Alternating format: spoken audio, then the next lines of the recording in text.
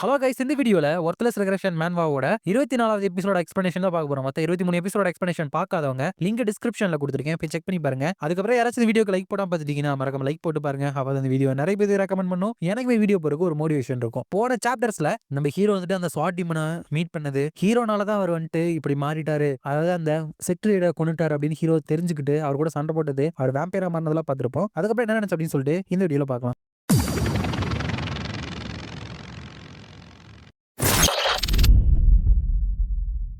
சாப்டரோட ஸ்டார்டிங்ல என்ன சொல்றாங்க அப்படின்னா, ஒரு மார்ஷியல் ஆர்டிஸ்ட் இருந்துட்டு பீக் லெவல் அடையறப்ப அவங்களால அவங்களோட ஓன் எனர்ஜியை வெப்பன்குள்ள இன்ஃபியூஸ் பண்ணி யூஸ் பண்ண முடியும். அதை தான் ஸ்வாட் கீ இல்லனா ஸ்வாட் எனர்ஜி அப்படின்னு சொல்லுவாங்க. அந்த ஸ்வாட் எனர்ஜி வந்துட்டு அந்த வெப்பனோட டெஸ்ட்ரக்டிவ் பவரை வந்துட்டு நல்லாவே அதிகப்படுத்த முடியும். நல்லா அந்த ஸ்வாட் எனர்ஜியை யூஸ் பண்ணாங்க அப்படின்னா ஒருத்தவங்களால ஸ்டீலை கூட ரெண்டா வெட்ட முடியும். அவங்க இன்னுமே க்ரோ ஆகி பீக் லெவலை தாண்டி க்ரோ ஆகுறப்ப அந்த ஸ்வாட் எனர்ஜிக்குன்னு அவங்களால ஒரு உருவத்தை கொடுக்க முடியும். அதுதான் என்ஹான்ஸ்டு ஸ்வாட் எனர்ஜி. சாதாரண ஸ்வாட் எனர்ஜியை விட இந்த என்ஹான்ஸ்டு ஸ்வாட் எனர்ஜி இருந்துட்டு ரொம்பவே அதிகமான டெஸ்ட்ரக்டிவ் பவரை வந்துட்டு கொடுத்துருக்கும். அதை வச்சு உண்மையாலுமே ஒரே ஸ்ட்ரைக்ல ஒருத்தவங்களை உங்களால கொல்ல முடியும். ஹவவர் அதை டிஃபெண்ட் பண்றதுக்கும் ஒரு வழி வந்துட்டு இருக்கு. அதுதான் என்ஹான்ஸ்டு ப்ரொடெக்ஷன் எனர்ஜி. இது மூலியமா அந்த என்ஹான்ஸ் எனர்ஜியை ஸ்வாட் மாதிரி யூஸ் பண்ணாம அவங்களோட பாடியை சுத்தி கவர் பண்றப்போ அவங்களால ஆப்போனன்ட்டோட என்ஹான்ஸ் எனர்ஜியை வந்துட்டு டிஃபெண்ட் பண்ண முடியும். அஃப்கோர்ஸ் நம்ம ஹீரோவால அதை பண்ண முடியாது, ஏன்னா ஹீரோவோட அந்த என்ஹான்ஸ் எனர்ஜி வந்துட்டு இன்கம்ப்ளீட்டா இருக்கு. ஹீரோ கொண்டது எப்படி ஒர்க் ஆகும் அப்படின்னு புரிஞ்சதுனால மட்டுமே இப்ப ஹீரோவால அதை யூஸ் பண்ணிட்டு இருக்க முடியுது.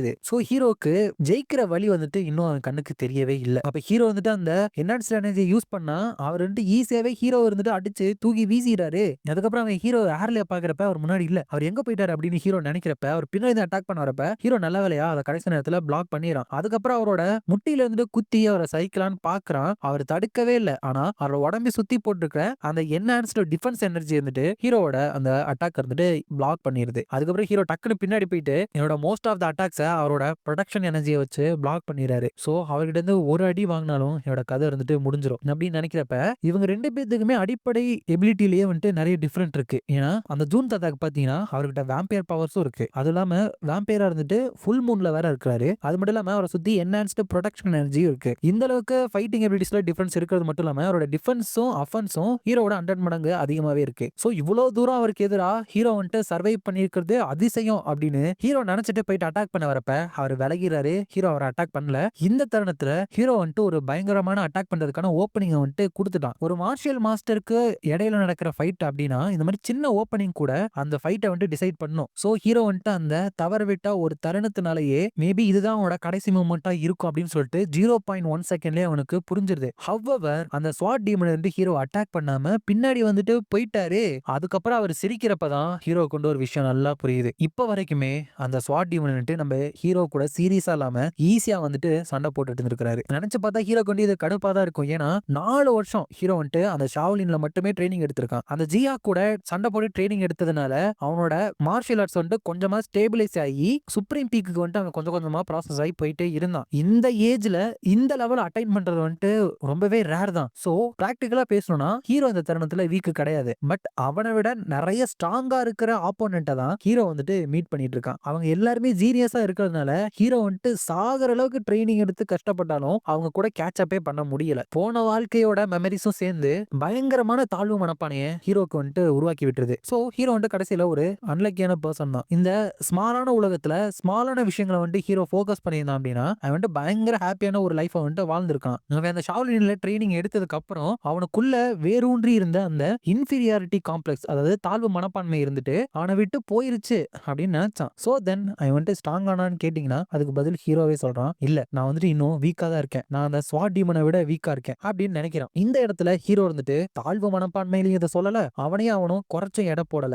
ஆக்சுவலா ரியாலிட்டி என்னவோ அதை தான் இருந்துட்டு அவன் கண்ணால பாத்துட்டு இருக்கான். அவன் வந்துட்டு இப்ப வீக்கா இருக்கிறான் அப்படிங்கறத விட போன வாழ்க்கையில் நடந்த மாதிரி நடக்காம எல்லாரோட வாழ்க்கையை மாத்தி நிறைய உயிர் போனதுக்கான பொறுப்பை வந்துட்டு நம்ம ஹீரோவால ஏற்க முடியலையே அப்படின்னு நினைச்சிட்டு இருக்கான். ஆனா அங்க அந்த ஜூன் தாத்தா இருந்துட்டு நம்ம ஹீரோ கூட ஈஸியா சண்டை போடுறத வந்துட்டு ரொம்பவே என்ஜாய் பண்ணிருக்காரு. என்ன அவ்வளவுதான் உன்னால முடியுமா அப்படின்னு கேக்குறப்ப ஹீரோ வந்துட்டு மறுபடியும் எந்திரிக்கிறான். இந்த மாதிரி இவன் மாத்துறதுனால நிறைய உயிர் போறதுக்கு வந்துட்டு அவன் ரெஸ்பான்சிபிலிட்டி எடுத்துக்கணும். அவன் வீக்காவே இருக்கக்கூடாது. இந்த மாதிரி எம்ப்ரஸ் ஆகக்கூடாது. இவனோட தாழ்வு மனப்பான்மை எல்லாத்தையுமே தூக்கி வீசணும் அப்படிங்கிறதுக்காக தான் அந்த ஷாவலின்ல இருந்துட்டு அவ்வளவு தூரம் ட்ரைனிங் எடுத்துக்கிட்டான். ஸோ அதையெல்லாம் யூஸ் பண்ணி இப்போ அந்த ஸ்வாட் டீமன் வந்துட்டு ஹீரோ அட்டாக் பண்ணதுக்காக போயிட்டு இருக்கான். ஹீரோட மைண்ட்ல வந்துட்டு கடைசி வரைக்கும் ஒன்னே ஒண்ணுதான் இருக்கு. அவன் வந்துட்டு மாறணும் மாறணும் மாறணும் அவ்வளவுதான். அப்ப ஹீரோ வந்துட்டு அவனோட என்ஹான்ஸ்டு ஸ்வாட் எனர்ஜியை யூஸ் பண்ணிட்டு போயிட்டு இருக்கான். அவருமே அதே எனர்ஜியை அஃபென்ஸுக்கும் யூஸ் பண்ணிட்டு டிஃபென்ஸுக்கும் யூஸ் பண்ணிட்டு ஹீரோ அட்டாக் பண்ண வரப்ப அவரோட ஸ்வாட் ஹீரோ மேல படுறதுக்குள்ள ஹீரோ அவனோட ஸ்பீரை வச்சு அவரோட உடம்புல இருந்துட்டு இறக்கிட்டான். அவருக்கு வந்துட்டு என்ன நடந்துச்சு அப்படின்ட்டு புரியவே இல்லை. இதோட இந்த சாப்டர் இருந்துட்டு முடியுது. நெக்ஸ்ட் சாப்டர்ல நம்ம ஹீரோ கிட்ட அந்த ஸ்பீரை தன்னோட உடம்புல வாங்கிக்கிட்டு எப்படி அப்படின்னு கேக்குறப்ப ஹீரோவும் அவங்கிட்டயே மறுபடியும் எப்படி அப்படின்னு தான் கேட்டுக்கிறான். ஏன்னா எப்படி அவரை வந்துட்டு ஹீரோ குத்துறான் அப்படின்னு சொல்லிட்டு அவனுக்கே தெரியல. ஹீரோ வந்துட்டு அவனுக்குள்ள கேட்டு இருந்த நிறைய கொஸ்டினுக்கு ஆன்சரா வந்துச்சுல, நான் வந்துட்டு மாறணும் அப்படின்னு சொல்லிட்டு அதையே நினைச்சிட்டு தான் அவனோட ஸ்பீரை வந்துட்டு போயிட்டு குத்த போனான். அந்த சமயத்துல ஹீரோவோட ஸ்பீர் இருந்துட்டு அந்த ஸ்வாட் டீமனோட ஸ்வாடை விட ரொம்பவே ஃபாஸ்டா இருந்துச்சு. அவரோட என்ஹான்ஸ்டு ப்ரொடெக்ஷன் எனர்ஜியும் தாண்டி அவரை வந்துட்டு பியர்ஸ் பண்ணிச்சு. ஹவவர் நம்ம ஹீரோக்கு அது எப்படி நடந்துச்சு அப்படின்னு சொல்லிட்டு சுத்தம் ஐடியாவே கிடையாது. ஹீரோ நான் எப்படி அதை பண்ணேன், எனக்கு வந்துட்டு இதுக்கு முன்னாடி ஒரு என்லைட்மெண்ட் அடைஞ்சு என்னோட என்ஹான்ஸ்டு ஸ்வாட் எனர்ஜியை வந்துட்டு அவேக்கன் பண்ணேனே, அது மூலியமா ஸ்ட்ராங் ஆனேன். அது மாதிரி இதுவும் இருக்குமா இல்லையே, அப்ப வந்துட்டு அது பத்தி நடந்துச்சு அப்படின்னு சொல்லிட்டு எனக்கு ஒரு ஃபீலிங் இருந்துச்சு அப்படின்னு நினைச்சிட்டு இருக்கப்ப அந்த ஸ்வாட் டீமன் இருந்துட்டு பயங்கரமா ரத்தத்தை வந்துட்டு இருமிக்கிட்டும் அதுக்கப்புறம் பயங்கரமா ஒரு சிரிப்பு சிரிச்சிட்டும் நான் வந்துட்டு ஒரு சின்ன கல் தடுக்கி கீழே விழுந்த மாதிரி இருக்கு. நீ இப்போ உன்னோட ஸ்பியரை வச்சு அட்டாக் பண்ண அந்த த்ரஸ்ட் வந்துட்டு கண்டிப்பா உன்னோட லெவல்ல பண்ண முடிஞ்ச ஒரு விஷயமே கிடையாது. இந்த ஒரு கம்மியான டைம்ல நீ வந்துட்டு என்லைட்மெண்ட் அடைஞ்சு ஸ்ட்ராங்கா மாறிட்டியா, உனக்கு உண்மையாலுமே இம்மன்ஸான டேலண்ட் வந்துட்டு இருக்கு. எனக்கு பாக்குறதுக்கே ரொம்ப பொறாமையா இருக்கு. இந்த ஸ்பியர் என்னோட உடம்ப வந்துட்டு தொலைக்கிறப்ப இது வந்துட்டு ரொம்ப ஸ்ட்ராங்கரா இருந்துச்சு, ஃபாஸ்டரா இருந்துச்சு. ஏன் அந்த மவுண்ட் வாசக் லீடர் சங்காவோட ஸ்வாடோட விட இது வந்துட்டு ரொம்பவே ஸ்ட்ராங்கா இருந்துச்சு.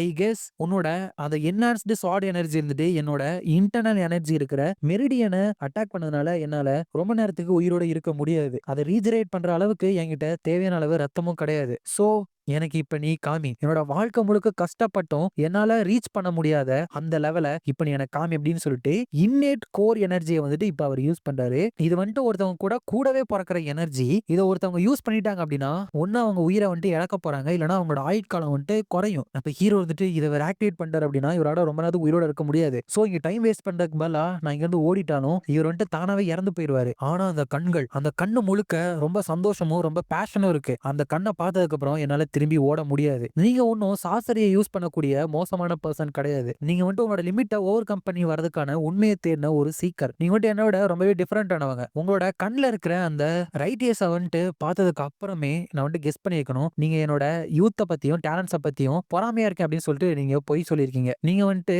உங்களோட தாழ்வு மனப்பான்மைனால ஓடி போனீங்க, அதை ஓவர் கம் பண்ண வரீங்க அப்படின்னு சொல்லிட்டு சும்மா பொய் சொல்லியிருக்கீங்க. சோ என்னோட ஃபுல் ஸ்ட்ரென்த்தை வச்சு என்னோட ஸ்பியரை வந்துட்டு நான் வீல்டு பண்றேன். நான் இதுக்கு முன்னாடி லக்கு மூலியமா பண்ணல ஒரு பியூட்டிஃபுல்லான ஸ்பியர் மூவ், அதை திரும்பி பண்றதுக்கு ட்ரை பண்றேன். அப்படின்னா தான் ஒரு நோபலான மார்ஷியல் ஆர்டிஸ்டுக்கு ஒரு சாட்டிஸ்ஃபைங்கான முடிவு வந்துட்டு என்னால கொடுக்க முடியும். ஆனா கடைசியில என்னால கொடுக்க முடியல அப்படின்னு சொல்லிட்டு அவரோட உடம்புல ஸ்பியரை குத்திட்டான். ஆனா அவரு நீ வந்துட்டு என்ன கடைசியில ஏமாத்திட்டல, என்ன கொல்ற உன்னோட ஸ்பியர் மூவ் இருந்துட்டு அந்த மவுண்ட் வாசக் லீடர் சங்காவோட ரொம்பவே ஃபாஸ்டராகவும் ரொம்ப அமேசிங்காகவும் தானே இருந்திருக்கணும். பட் ஏன் நான் வந்துட்டு ஏன் இந்த மாதிரி இருக்கேன், எனக்கு வந்துட்டு இன்னும் நிறைய வேணும் அப்படின்னு சொல்லிட்டு ஒரு சாட்டிஸ்ஃபையே இல்லாம அவர் அந்த இடத்துல இறந்து போயிடுறாரு. ஹீரோ இருந்துட்டு நான் தான் இவருக்கு என் மேல நிறைய எக்ஸ்பெக்டேஷனை கிரியேட் பண்ணேன், நான் தான் அந்த எக்ஸ்பெக்டேஷனை பூர்த்தி பண்ணி இருந்திருக்கணும். மேபி இவர் வாழ்க்கையில நான் குறுக்க வராம இருந்தா விஜய் கையில இவர் ஒரு சாட்டிஸ்ஃபைங்கான ஸ்மைலோட இவரோட வாழ்க்கையை வந்துட்டு இழந்திருக்க முடியும். ஐம் சாரி அப்படின்னு சொல்லிட்டு அந்த இடத்துலயுமே ஹீரோ வந்துட்டு ரொம்ப வருத்தப்படுறான். அப்பதான் பின்னாடி இருந்து பேக் சோகோ வந்துட்டு நம்ம ஹீரோ கட்டி பிடிச்சா,